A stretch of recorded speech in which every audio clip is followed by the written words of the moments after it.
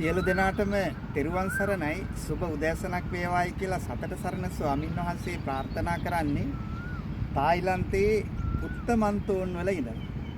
අද මං උදෑසන පුත්තමන්තෝන් වලට ආවේ ඇවිදිමින් සිටින බුදුරජාණන් වහන්සේගේ ප්‍රතිමාව පවත්නා ස්ථානයේ. ඒ වගේම මේ ස්ථානයේ තමයි මේ රටේ බුද්ධ ශාසන අමාත්‍යාංශය.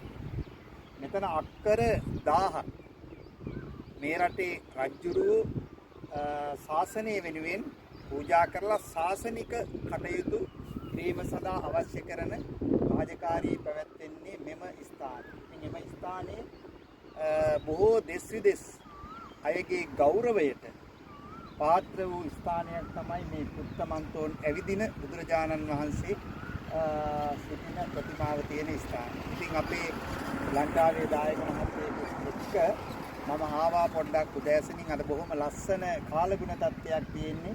ඉතින් ඔබටත් සතර සරණ ස්වාමින් වහන්සේ එන තැන හොඳ දේවල් පෙන්වීම සඳහා නිතරම කටයුතු කරනවා.